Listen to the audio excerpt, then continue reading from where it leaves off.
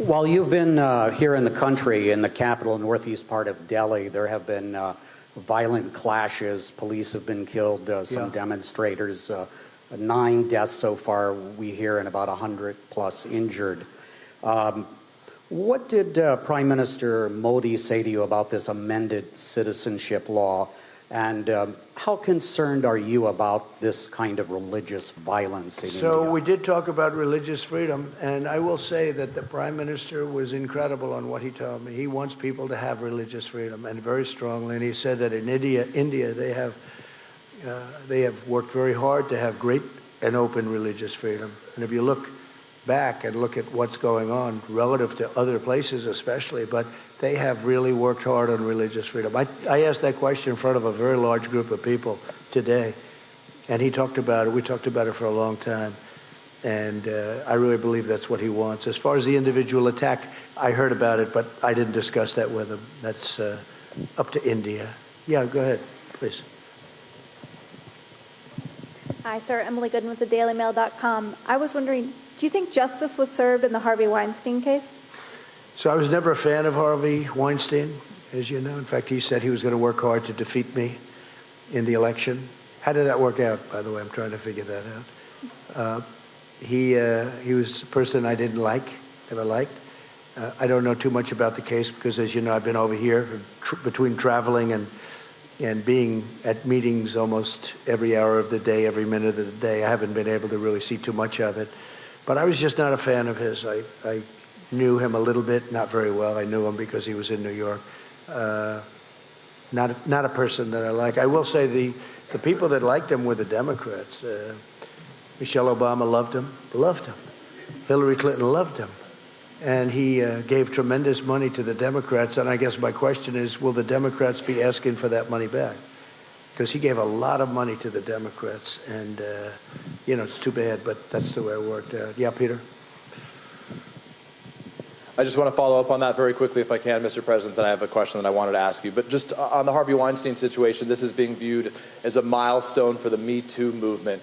What message can you as president deliver to women in America who are still afraid to come forward and share their stories of sexual harassment and assault? Well, again, I don't know the actual results. I haven't seen too much because I've been in India, as you know. Aside from this case, I think that from the standpoint of women, I think it was a great thing. It was a great victory, and sends a very strong message. Very, very strong message, Peter. Yeah, please. Can I follow up with my question? I just wanted to follow up on hers quickly. Can I, on coronavirus specifically, Mr. President, in 2014, when the Ebola situation was very concerning to so many Americans, you tweeted, "Ebola patient will be brought to the U.S. in a few days. Now I know for sure that our leaders are incompetent." In all caps, you wrote, "Keep them out of here." More than 20 Americans have now been brought back to the United States with coronavirus. By your own measure, does that mean that your government has been incompetent? No, are you pleased with the response? There's a big difference, in case you don't know, between Ebola and coronavirus. Big difference. It's like day and night. And I felt that we should bring them back. They're Americans. We should bring them back. With Ebola, it's very explosive. It's very terrible. We're making tremendous strides on There's with the things that we're doing, as you know. Isn't some of the money that you're requesting... Sorry, please. Let me answer the question. But there's a vast difference in bringing, especially in around 14, was that 14 or 12? And at that time, nobody had ever even heard of Ebola or ever conceived of something where you basically, people would disintegrate. And we're still working on Ebola. To be clear, all those brought here survived, though, right? Sorry. Yeah, we're doing a vaccine. We're doing a lot of things having to do with Ebola. We're not forgetting about Ebola. That's a horrible thing, but we have that now very much under control, other than certain parts of the Congo where they're having war and we can't get in. So we're still working on that. But as far as what we're doing with the new virus, I think that we're doing a great job. I felt that, and the decision was made in Japan, let these Americans come back, and we'll see where they are, but they were immediately put into quarantine. There's no problem with it whatsoever. They're all in quarantine.